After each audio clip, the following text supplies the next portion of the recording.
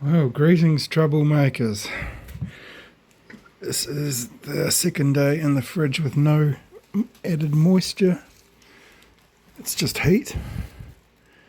Be good if the light bulb was going on, but anyway, I'll just put these over here.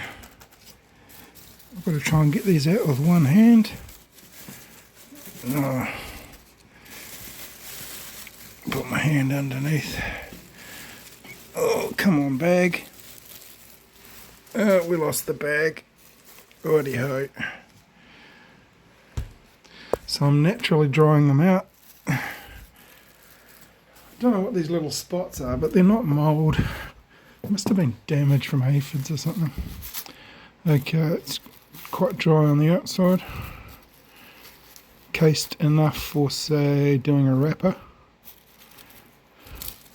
Is it more damp inside? Yeah, it's more damp inside. Okay, so I need to flip these. So I need to have that on the outside. And this. Let's see, there's moisture this way, so I wish I had more hands. Flip that way. This little guy just got left behind. Stalks all facing the right way. So that was the outside. So the moisture needs to go to the top.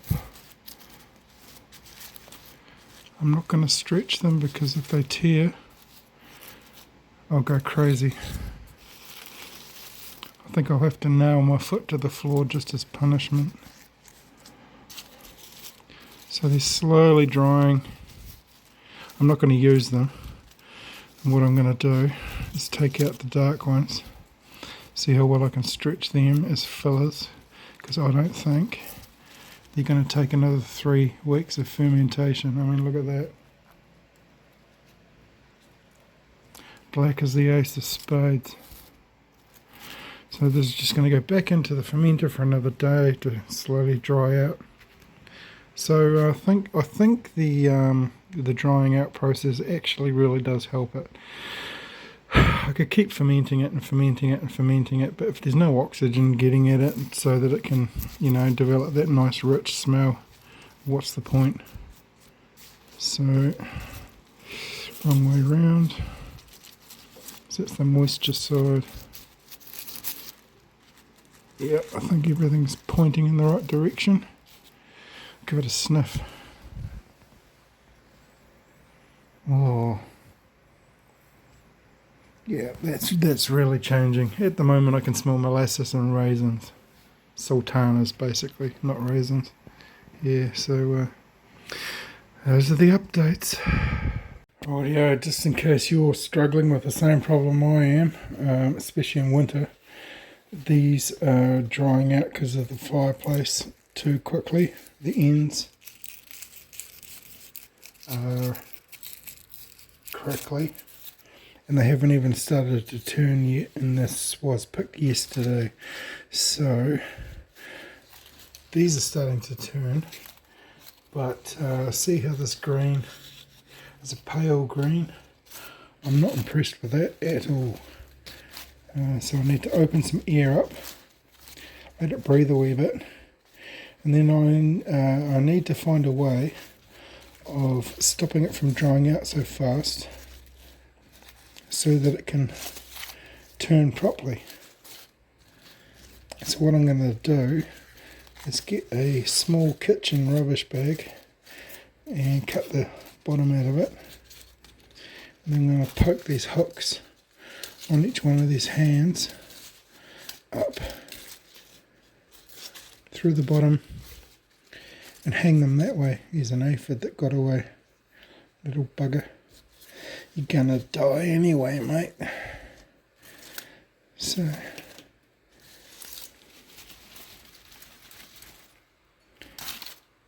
back in a minute. So kitchen rubbish bag. Open it up, find the end, snip the end off with a knife. So hand number 1 is already in. I'm poking out the end. So just get these all nice and floppy so the air can get in. Poke them in the inside of the bag too. So I've got all 3 hooks together now.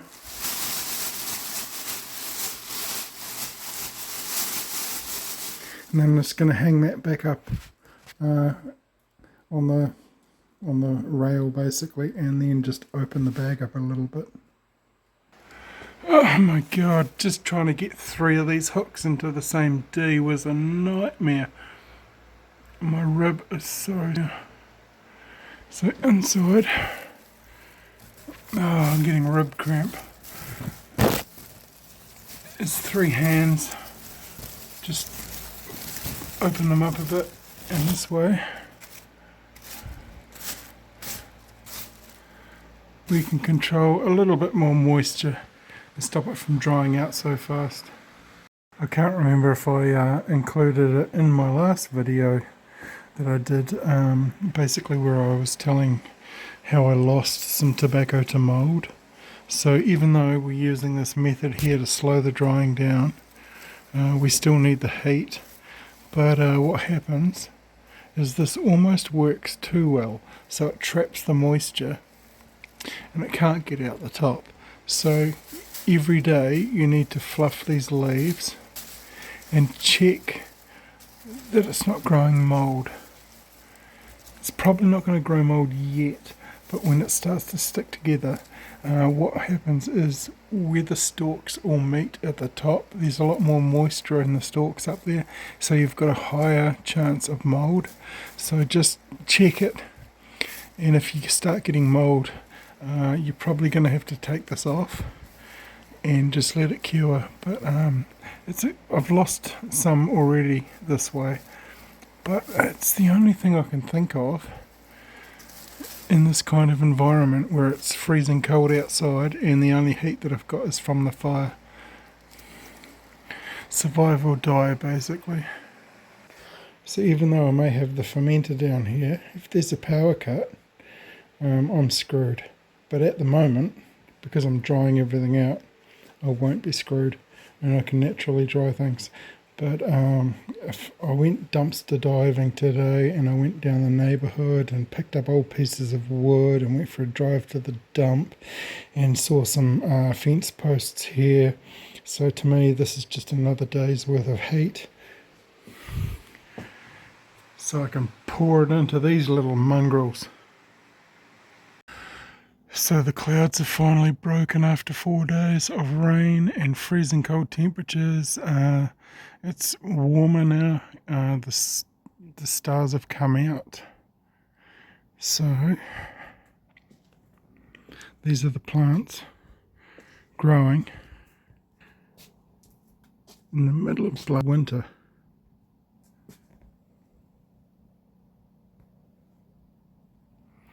So I'm waiting on the Burley seed heads to sort their lives out. Look at all these little heroes. That's a Seco, but it's not ready yet. Man, that's oily. Wow. That feels like leather. Dry leather. Full of oil. Man, that's going to make some great wrappers. Oh, not wrappers, sorry. Binders. Oily binders. Really nice burnable Virginia wrappers. Go on top for that amazing leather smell. Seeds waiting. Crocodile skin. Sam, if you've encountered this on a Burley plant, tell me. Or anybody actually. Longleaf. Pirates Cove. Look at this one. That's turned in the last 2 days. So I'm going to leave it that way. If I put this leaf over here, the gases that come off this leaf is going to turn this one. I've tried this stuff over and over, it works.